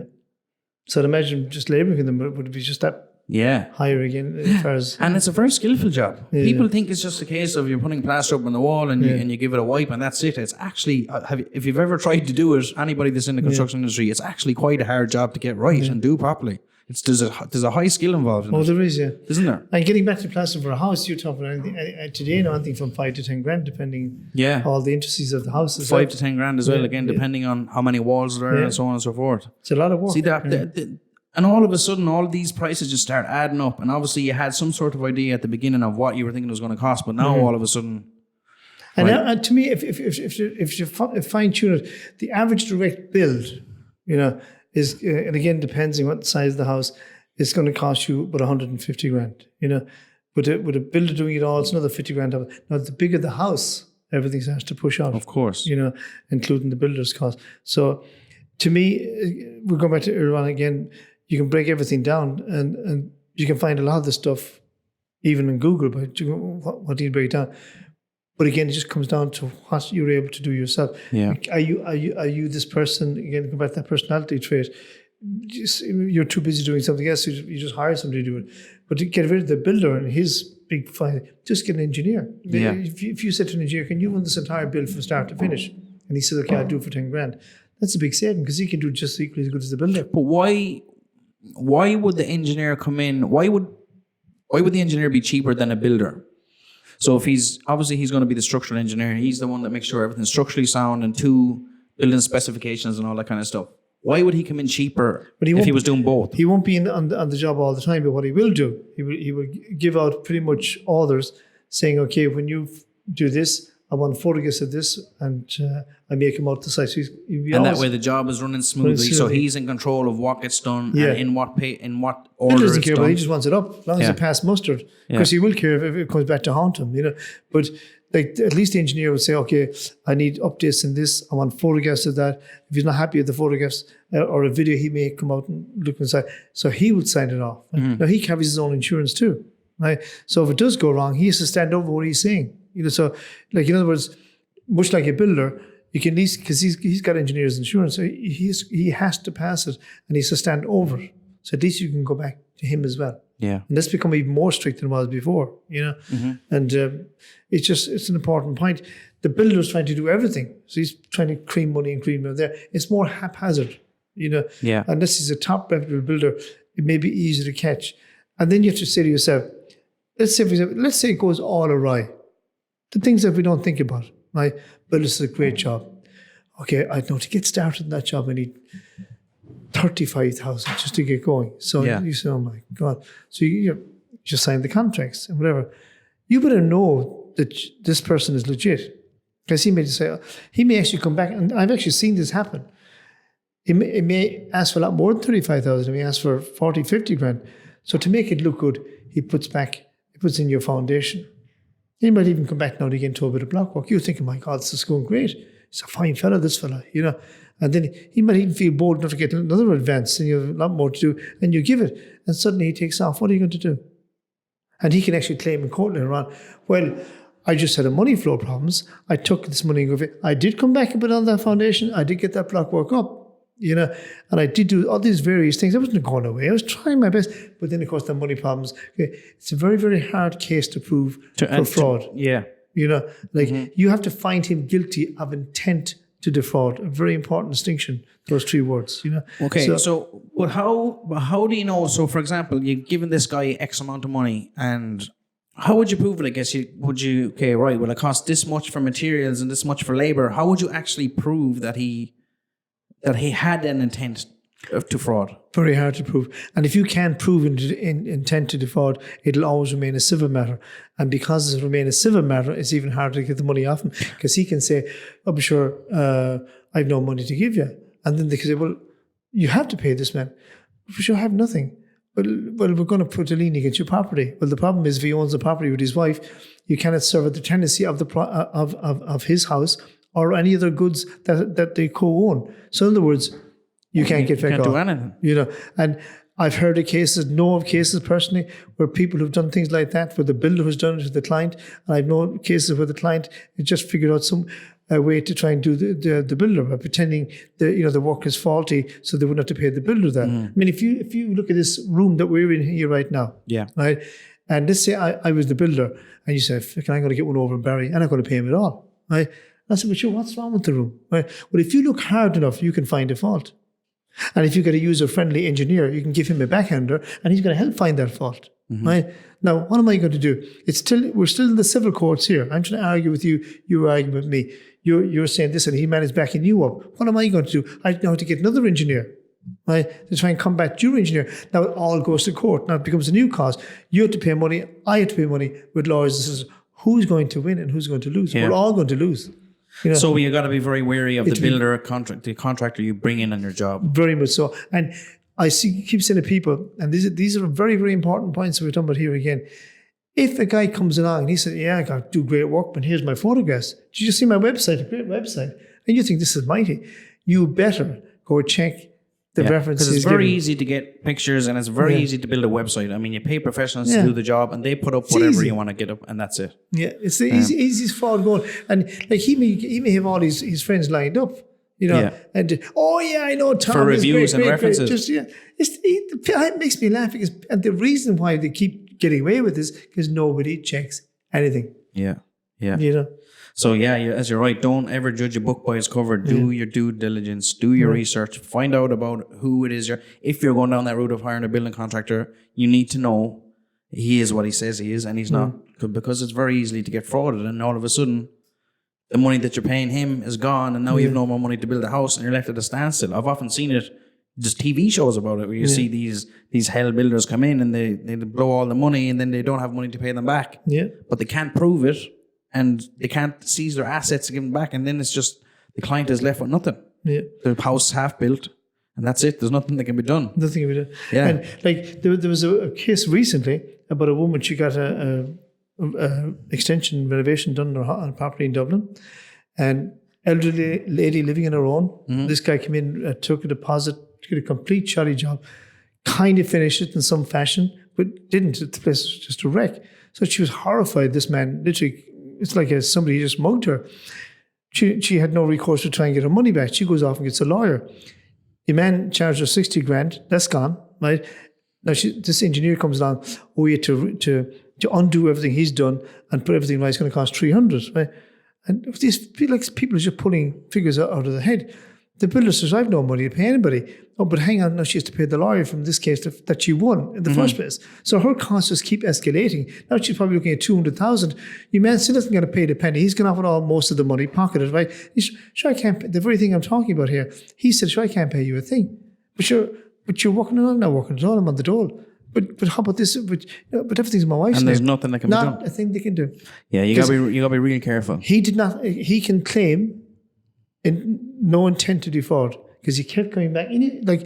Because he did a bad job, it's not intent to defraud. Mm-hmm. It's just bad workmanship. It's just bad work. So these are incredible distinctions. Things you got to look out for. You got to look for. And again, go back into wording. If you're not sure of a word on any contract, look up the dictionary. Yeah. This is the same thing. A legal word is the same effect of what is in the dictionary as it has in law. Yeah, contracts are very important. They're a binding legal document. Yes. If you have signed the contract without looking through it and reading properly and fully understanding it, you're at your own will. And I mean, if something goes wrong. Yeah. So as you said, it probably would be a good idea to either find somebody who knows what they're talking about. An example, if somebody knew you, I know a lot of friends have come to you for advice, or go and find some other legal advice in the regards of a solicitor or whatever the case may be. A guy, going back about 10, 12 years ago, a guy asked, I put a price in this job. I put in what I considered a good price, decent profit, happy out. This guy came in and chopped me down, and I think my price is 120,000. He came in and was this for a build on a house? Yeah, an extension in a house. So this guy came out of left field and put in a price of 60,000. Because your man was probably rubbing his hands. Great, this guy's only 60, Barry's only 20. And you scratching your head saying, how was he doing this for 60,000? I said to him, I want you to do me one favour. I said, I stand the cost if you want. I want you to go to a quantity surveyor and find out, can that man build that extension for 60,000? So he decided to believe whatever I said. He went over to the quantity surveyor, and the quantity surveyor, the materials cost more than the 60,000. What? So I got the job. But look, he actually did that. Because there was a clear case of intended fraud. But there's no one said he intended to fraud, but what he would have done, he'd have gone in, got his big fat deposit, splashed around with a paint and a few shovels and a few holes and a bit of concrete and fecked off the door with no intent to defraud. And found. Nothing could be done. Nothing could be done. Because he went in and done what he thought he was going to do. He'd come back a few times, make all cash flow problems, the same thing again. Yeah. But lucky man, whatever way I said it, he decided to get the quantity survey. The materials cost more than that man's price. It's mad. Yeah, that's crazy. You got to be really careful. You got to make sure you do your due diligence, whether you're hiring a building contractor or even the contractors, even if you're hiring separate contractors in regards to electrical, plasterers, like block layers, whatever the case is, make sure you know who you're hiring, because it's very easy to lose money and get frauded. It stopped me from getting jobs in quantity surveyor, but for the better, because I've often hired them, say I've got this price and it's a bit complicated here, a bit complex. I'm not really sure. I don't want to get caught out. This might take more time. Well, this is their training. Yeah. So they're going to say, this is what they're paid to do. And I've lost jobs based on his price, but good, because they probably made more money lying in bed. Well, exactly. Yeah, Right. you would have had you gone in for the price you originally gone in for, and not got a quantity surveyor in. Well, then the job could have cost you money, not the other way around. And when the Celtic Tiger was dying, a lot of people on the race to the bottom were doing anything just to get the jobs, even though they couldn't possibly make money. But in their panic, or maybe the mental panic, the mental anxiety, they just felt they had to be working somehow, even though they're making no money. So that's the other thing you have to watch out. Yeah, for sure, for sure. That's that's very interesting. Thanks for telling them that, because, like you said, a lot of people go in blind and don't really know what to be looking out for. That's good. And they say the standard thing. You 3 quotes is never enough. Get 4 quotes for the plaster. Yeah. No, for every trade you're going to get in there. You know, and again, go back to materials. It can be a fun exercise. If I said to you, look, I'm not to say 2,200 years, 2,200. That only took me a day to figure that one out. You know, if I said to you, listen, I give you 2,200 for a day's work. I bet you do a lot of work for me for that. For sure. And you'd go on that computer till the fucking midnight hour. Yeah. So if you think about the savings, there is huge savings just by people doing their own legwork. Do your research. Do your research. Get 3 or 4 different quotes off each contractor, because by and large, one of them is going to be cheaper than the other. Yeah. And again, obviously, you have to make sure that they are who they say they are and they're qualified and all that kind of stuff. But when you see a quote going way off field, be suspicious. Be suspicious. You know? So if somebody comes in at an unbelievably lower price than the rest of them, that's not necessarily good. That's kind of rings alarm bells and say, whoa, here a minute, I need to check this out, because although it may sound really good, it could actually end up being fraudulent and end up costing you a lot more than saving money. Do you know that guy, he did the movie on him, Abigail something, Catch Me If You Can?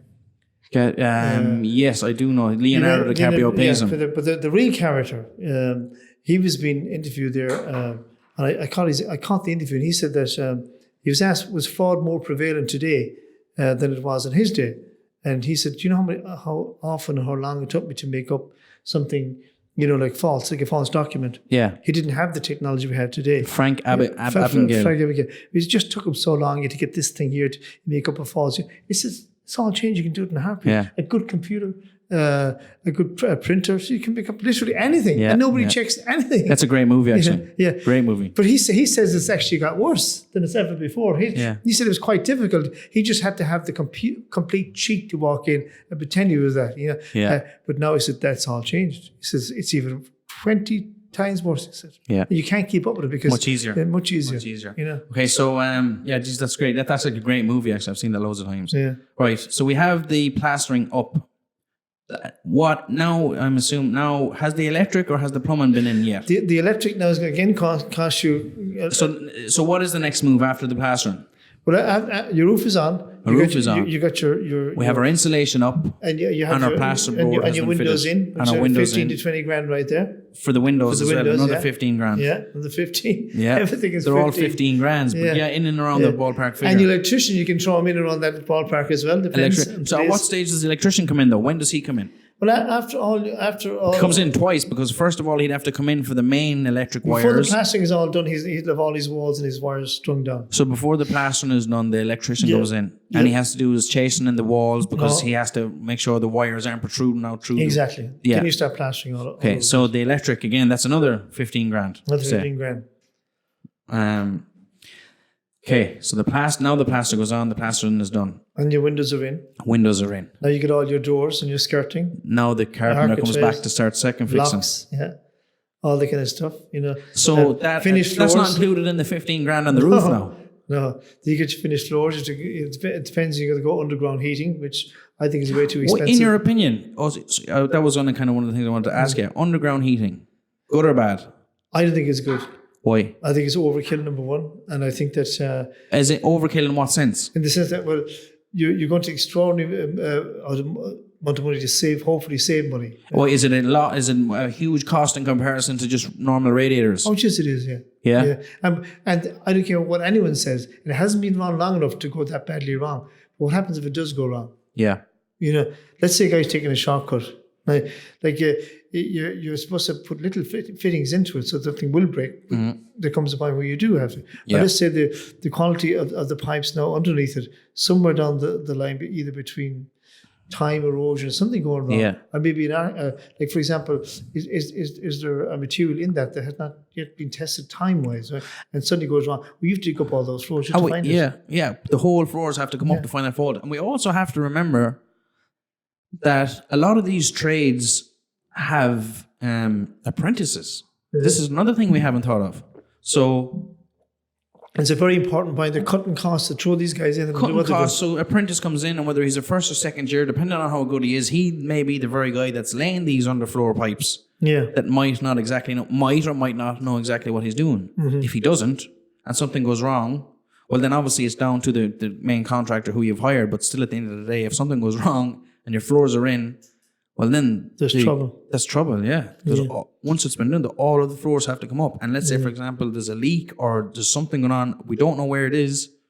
How do you find it? Well, I like the idea that I can get access to something, and it's like anything else. I mean, if you've got a very complicated car, I mean, the mechanic has an awful job just to access a particular part. It's going to cost you a lot more. A lot more money. So, I mean, especially in a house, you don't want these things to go wrong. You want these to be able to get at it. And I personally would not do it. You know? So the cost is a lot more for installation as well as maintenance, would you say? Because obviously there wouldn't really be any maintenance, but the installation of underground floor, costs more money. It's a lot more. A lot more. Yeah. Yeah. So your opinion would be to stick to the...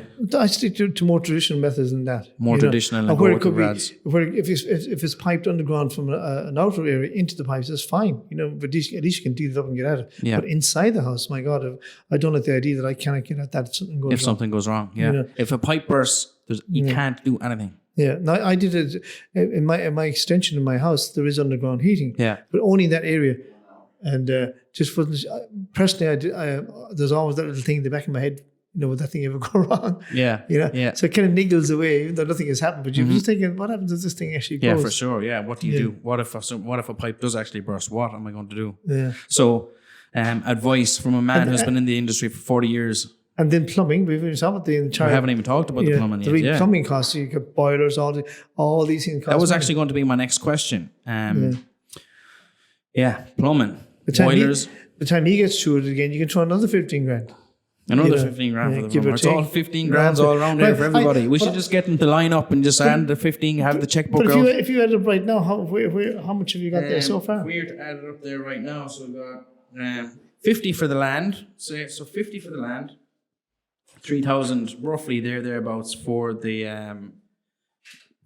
what do we say, planning?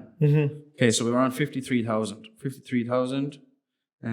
Next 15,000. What's after the planning? Who are we bringing in next? We're talking about the raft. The foundation is going to cost you another 15,000. Okay, so he comes in. Next is the block work. Blockwork would. What do we say? 15 to blockwork today, I suppose. 6. You can throw between buying the blocks and the sand and cement and everything, and the labour. Another 12 grand. Another 12 grand for the blocks. And again, folks, this is all on an average size house, 2-story house, 600 square foot, just a normal standard house. Now, not taking into any of the complexities that some of you would on your bills would be taken under. So 12,000 for the block work. That's 80 grand already. The block work is up.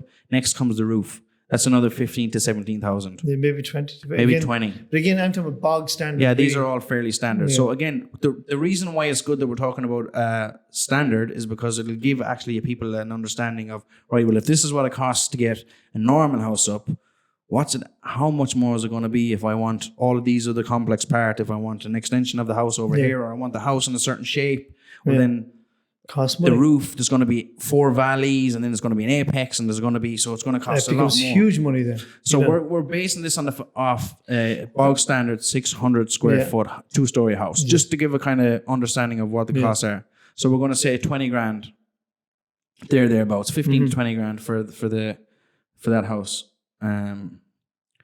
Okay, next after that, what did we say was coming after the roof? The windows have to be put in. Okay, and that we're going to say that's another 15,000. Electrician. Yeah. So already we have the land bought, we have the foundation put in, we have the land bought, we have the planning got, we have the foundation put in, we have the block work done, we have the roof done, and we have the windows put in. We're at 110,000. Now, already. And then you got painting. Hold on now a second. Let's keep this in order. So now we have the windows in. Next is did we count the electrician? Yeah, we haven't counted the electrician is next. So he's another 15 grand. Yeah.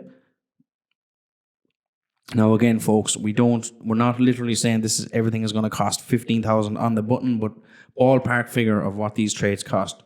Electrician, 15,000. Next is the plastering. Sorry, no, not next is the plastering, because we have to do the insulation as well. We didn't write that down there, no? I have it. I'm writing it down here now on this thing. So next is the insulation. It's going to be another 12,000. Yeah. We'll say 12,000 in costs for the insulation. 137,000. Now the plaster has to come in. Yeah. Another 10,000. At least. Minimum. Yeah.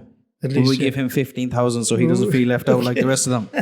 So we give the plaster 15,000. Yeah. Okay, and we're on 152,000. Yeah. And now again, bog standard 600 square foot house, but 2 stories. you included in that and the site though. We were just talking about the building. Included for everything, you take 50. Everybody has to buy the site. Yeah, everything has to be done by the site. But if you're talking about building alone, so but you included the 50 grand in there, didn't you? Yeah, I included the 50 grand. Yeah, but for building costs, you need to take that one out. Mm-hmm. So but then you have on top of we still haven't covered the full painting cost, hanging doors, so the second fixing of the house as well. Yeah. So I haven't even put in the plumbing yet. Yeah, skirting, all this kind of stuff. So the plumbing is going to be another. I know from my experience being with plumbers and working on it. So you could say that's another 12 grand. At least 12 grand. Yeah, at least 12 grand to plumb the house. I said 12 to go back to the 15. 15 covers a lot, but yeah, it's there. And then you can go through all these other things here. One thing, and even there's the other little niggly pieces you'll have to go through. But ultimately, again, have they even started on the outset? Yeah. Have they put in that driver? We're still on the house here now. Still in the house. So we're still on the house. So the plumbing is in. That's 15 grand. Mm-hmm. The plastering is done. That's what we already put him in. All the prices really start adding up very, very quickly. And it comes like if you take away the cost of the site of 50 grand. But what you do there, it's still going to come out 150 grand just for a simple, bog standard, small, 2-story, 600 ground floor, square feet in the ground floor. Like we could say again, get the carpenter to come back in and do the second fixing, lay the floors, do the skirting, do the architrave, or hang the floor, hang the doors. Yeah, and that's excluding the cost of the site. That's excluding the cost of the site. Yeah. Look at it. Really, really quickly starts to add up. Yeah, really, really quickly starts to add up. If I was to say to anybody, I'd be looking for those old houses that you can do up where there's an opening in there and where it's structurally sound. The bigger your deposit you can put together, you can do an awful lot with it. It's like you can go back to Athenry, Satellite Town. All these there's great little bargains to be had there. I've heard stories. I don't know. Is there some type of council levies that have to be paid before if you buy a house on new land, or if you buy new land to build a house on? Are the council entitled to some sort of payments, or do they need some? Are there some sort of levies we have to pay the council? Or everybody's different. Recently, I bought a building, and they came up with I didn't even have to change a sewer pipe outside. I did nothing. You didn't have to. Nothing. You bought a building here in Galway in Outrard, but they actually hit me with almost a 5 grand planning fee. 5,000 euros planning fee. Yeah, and nothing was changed. Really? Yeah, because they say, oh well, for some wording like to the point where an existing stuff and maybe stuff they're going to put in. Who knows? They might never put it in. But the house has been there for 70, 80 years. So what do I know? Yeah. Yeah. And this you have to pay them. You can't not pay it. And she said to me, why didn't you object at the time you applied for the planning permission? I said, well, I'm hardly going to object against my own planning application. Yeah, of course. It didn't even I'd make love sense. to know how do they determine what the cost of it, where the cost comes from. Did they give you any sort of breakdown, or did they say, right, well, this is why you have to pay us this, or it was like, here, you owe us 5,000 and that's it? No, we need for it, or so-called existing or proposed improvements, some wording that effect, a nonsensical thing. There's nothing you can do. I mean, it would be just ridiculous if I was the only person objecting against my own planning application. Yeah, I have no choice. Nobody's any choice. You have to just grin and bear it. What are you going to do? Yeah, So that's the problem, and that's an existing building. Right? I mean, it had planning permission for 2 apartments. One didn't have any planning permission. There was a third apartment. It was man was using it as an apartment for 20 years, but he had no permission for it. So I had to get all that redone. And there was a hairdresser shop in the house, so I had to get planning permission for an apartment for that as well. You had to get separate planning for the hairdresser shop? I lumped it all together into one. Okay. So in other words, there was only planning permission for 2 apartments. The other 2 the one that existed there for a long time, and their hairdressers. I had to get permission for that, and they charged me the guts of 5,000 just to do that. There's nothing I could do with it. Yeah, you just have to pay the money, or else you're not going to get the planner. Yeah, it's amazing. I did call up and rent a bit, but there's nothing I could do. Yeah, but that's the problem. Then remember, that's a build that already existed. That's a building that was there for 70 years. So, there's no sense. There's no kind of index you can have a reference point. Yeah, everybody's story is different. Some might get away cheap, and they'll just come up with something. And I'm not saying they're doing it intentionally, but in my case, that certainly could not apply because that building lay there for 70 years, and it was actually pretty derelict before I bought it. But how many gripes? They get these gripes all the time. I'm just up with my own thing. So there's nothing is just straightforward. It may be straightforward. You might be lucky, but going back again with the old houses, if I said to people starting out in the game, don't go from big and bold just to keep up with the Joneses. Look for the bargains, and they are there. They are there. When you do, like you said, do your research, find them. Yeah, and you will come across them and save money. Yeah. I think we have pretty much covered. We've covered, from my knowledge, a lot from start to finish. I know we may have been a bit kind of all over the place and took different trajectories here and there, but all interesting conversation. Yeah. I hope we've helped the people out listening. If there are any kind of questions, again, you can get in touch with us across social media. We're on Facebook, Instagram at Good Brother Kitchens. So Barry, I know you've all of this legal information inside your head because you're talking about you've been involved in a lot of this over it. You have some type of book you have written. I've written a book called Lawyers and Liars. Lawyers and Liars. Lawyers and Liars. Okay, what's the book? You can get it on lawyersandliars.com. Lawyersandliars.com. That's it. Lawyersandliars.com. Yeah. And this is a book that you've written. That I've written. Essentially, what's it about? Well, it galvanized me about how going back, even buying a house. This is one of the things in the book. And I just called up one lawyer. So how much is it going to cost me to pay you to get the house in my name? And he said, about €1,800. And it's a lot of money. I said, I'm going to do it myself. And I did it all myself, and no problems at all. And I had to pay the usual fees. But he was going to charge me $1,800, excluding the fees. So I was saying, what's he going to do for me? All I had to do was go to the council, get the folio number again, to find out was any treaties or things, the right-of-ways I didn't know about, was it on there? All the information came right down and from their records. I found there was nothing there that could really impede me, and off I went. That, in other words, again, this very stuff that anybody should be doing, but they're brainwashed into thinking they have to go to a lawyer. And I can go from there about wills and treaties of every kind. All this stuff you can do yourself. If you have a fight with somebody, right, or whatever the case may be, and you run off to a lawyer, the lawyer firm is going to charge you €700 to €750 an hour. Just to speak with them. Just to get them to get the firm to act for you, right? Every time you go to court, in or out of court, there's more money, right? If I said to you again, look, I'll give you $700 an hour, I get this few jobs, what will you do for me? And you will do anything. You probably, of course, whatever else I do. I mean, that is huge money. But it goes back to the same thing about pricing jobs. You can do all this yourself. So why did you go and learn this stuff yourself as opposed to paying? Because you realized the fees were too high and you were getting charged astronomical money for something that you may have felt was pretty basic? Or what actually made you go and learn this stuff yourself? A guy came up to me, right, and the optics of what happened in his case, I changed in the book. Right? Give us a brief overview for the people listening, so we understand what happened. This man was in an awful state. He said, they're coming after me. They're going to take my house. They're going to take my property. Who was coming after him? He said the lawyers. Lawyers were. He lost a case, a defamation case. Right? Okay. And in that case, the other guy's lawyers wanted $30,000 for themselves. The man who brought the case against him for defamation wanted $30,000 for himself. So he was looking at $60,000 or the guts of $60,000 in a court of law. So he said to me, I don't know what I'm going to do. His own lawyers were telling him, you're going to lose everything. You're going to lose your property. His own lawyers that he was paying €700 an hour for said you're going to lose everything. So he never actually paid them, because there was another story. Okay. But this was his story. He was in an awful state. The tears almost rolling down his case. I had some success kicking lawyers around the place rather than trying to kick me around the place. I said, this is interesting. So Your own lawyer is telling you that you have to give up everything. They're going to take everything unless you find this money. He said, that's exactly it. So I started to delve into the law, right? On his case, and his case alone led to the book.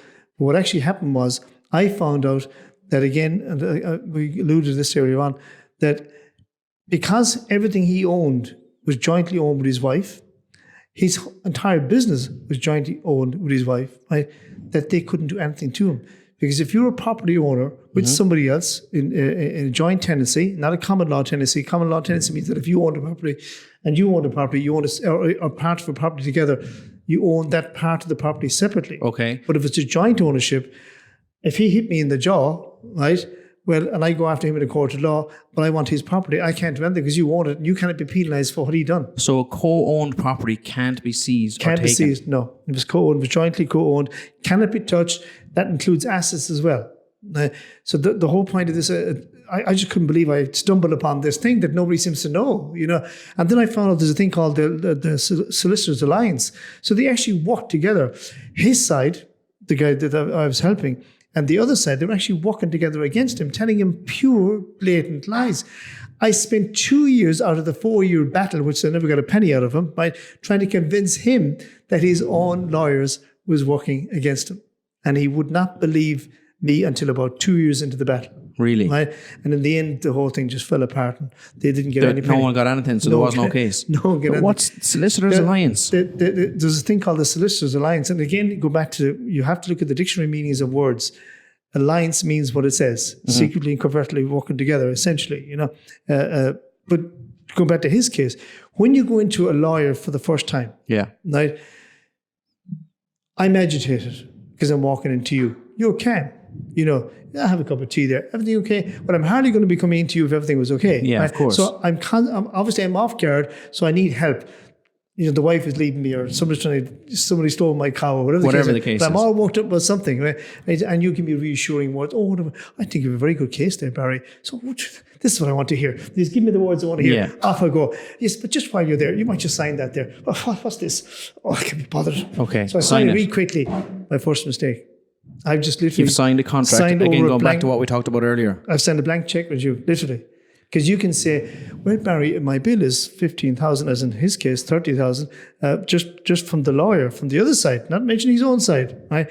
But you already signed this, Barry, saying that I could have numerous hours of investigations going on at once, and you agreed, whatever the cost may be, and you signed it. What are you going to do? Right? So that was the first thing he did. Yeah. Absolutely wrong, right?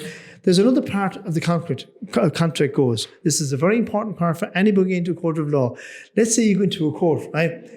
And I say, geez, great now. Yeah. Oh, you've won the case. Mighty. So I'm feeling good after winning. Just I get 50, you've got 50 grand. Yeah, great stuff. Yeah, mighty. And you've won the court costs as well. Oh, I'm 100 grand up this stage now. Yeah. So 6-7 weeks passed by, 2 weeks passed. But hang on. I couldn't get any money out of the other guy. They found he had no money.